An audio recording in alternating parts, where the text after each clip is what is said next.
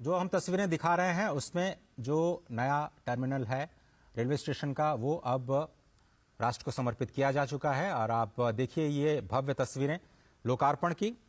और आपको याद होगा कि अयोध्या कैंट पहले जिसे फैजाबाद रेलवे स्टेशन को दोगुना करके 6 लेन का किया गया है और इस वक्त वहां पर जो प्रदर्शनी लगाई गई है रेलवे स्टेशन के अंदर उसका अवलोकन करते हुए प्रधानमंत्री नरेंद्र मोदी आपकी टीवी स्क्रीन पर इस वक्त भारतीय रेलवे के जो कीर्तिमान हैं उनको भी दिखाते हुए कैसे अलग अलग तकनीक के जरिए भारतीय रेलवेज अपने नए विकास पथ पर आगे बढ़ रही है और अमृतकाल में भारतीय रेलवे की क्या यात्रा होगी उसका एक अवलोकन इसी रेलवे स्टेशन पे भव्य टर्मिनल के एक हिस्से में किया जा रहा है, जिसका अवलोकन इस वक्त प्रधानमंत्री नरेंद्र मोदी कर रहे हैं। जैसा कि आपको पता है कि उत्तर प्रदेश में अभी तक के इतिहास में पहली बार रेलवेज का 100% इलेक्ट्रिफिकेशन किया गया। इन सभी कीर्तिमानों की जानकारी प्रधानमंत्री को दी जा रही है और कैसे नए कोचेस का निर्माण किया गया है। आपको याद होगा कि काशी जब भी जाते हैं प्रधानमंत्री नरेंद्र मोदी DLW जो डीजल लोकोमोटिव वर्कशॉप है वहां पर रुकते हैं।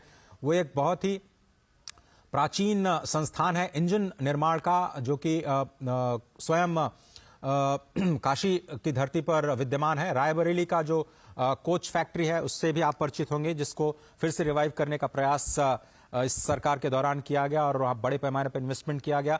रेलवेज का इलेक्ट्रिफिकेशन 100% इलेक्ट्रिफिकेशन किया जा चुका है। चौड़ीकरण का काम भी उत्तर प्रदेश में जो ब्रॉड गेज बनाने का काम है, ब्रॉड गेज के कंप्लीट इलेक्ट्रिफिकेशन का कार्य किया जा चुका है और रेलवे स्टेशन का जो मॉडल है वो देख रहे हैं, क्योंकि पहला चरण जो है वो आज लोकार्पण किया गया। अभी इसके दूसरे चरण में इसको विस्तार दिया जाएगा, 5 गुना विस्तार, क्योंकि उम्मीद यह की जा रही है कि जैसे काशी कॉरिडोर के बनने के बाद, महाकाल कॉरिडोर बनने के बाद वहां पर आने वाले लोगों की, तीर्थयात्रियों की संख्या में, पर्यटकों की संख्या में भारी वृद्धि हुई। 13 करोड़ का आंकड़ा अभी हाल ही में काशी के कॉरिडोर के बनने के बाद आया है। अयोध्या में भी उसी तर्ज पर देश विदेश से पर्यटकों के आने का सिलसिला लगातार बढ़ेगा। उसको संभालने के लिए इस क्षमता का विस्तार किया जाना है। तो दूसरे चरण में इसकी जो क्षमता है रेलवे स्टेशन की उसको 5 गुना विस्तार देने की जो तैयारी है, उसमें नई रेलवे लाइंस का निर्माण और नई ट्रेन के परिचालन की जो व्यवस्था है वो भी की जाएगी। 8 ट्रेन का आज लोकार्पण भी किया जाएगा हरी झंडी के जरिए। वंदे भारत और अमृत ट्रेन का एक साथ जुड़ाव, देश के अलग अलग कोने से अयोध्या को जोड़ने की जो आज परिकल्पना है वो आज जमीन पर आते हुए इस प्रथम चरण में आपको दिखाई देगी। और इस वक्त जो स्थानीय सांसद हैं, उप मुख्यमंत्री, मुख्यमंत्री और रेलवे मंत्री श्री अश्विनी वैष्णव के साथ इस रेल परियोजना के उस मॉडल का अवलोकन करते हुए और अश्विनी वैष्णव जी समझाते हुए कि किस तरह से इसका निर्माण किया गया है और कैसे अत्याधुनिक तकनीक का इस्तेमाल करते हुए इस नए टर्मिनल को बिल्कुल ग्रीन टर्मिनल के तौर पर विकसित किया गया है। कई सारे फेजेस में इसको, और स्पेस का यूटिलाइजेशन बहुत ही जबरदस्त, क्योंकि जगह बहुत कम थी वहां पर।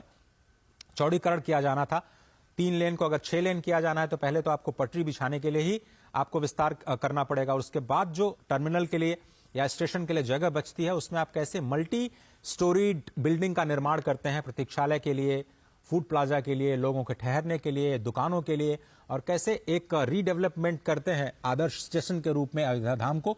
ये एक नई तस्वीर पूरी दुनिया के सामने ये है कि एयरपोर्ट की तरह आपको सभी सुविधाओं से लैस ये नया अयोध्या धाम का टर्मिनल, जिसका लोकार्पण प्रधानमंत्री के हाथों द्वारा, मुख्यमंत्री योगी आदित्यनाथ के हाथों द्वारा किया जा चुका है। Sivananda Centenary Boys School, a CBSE pattern English medium residential Gurukul school.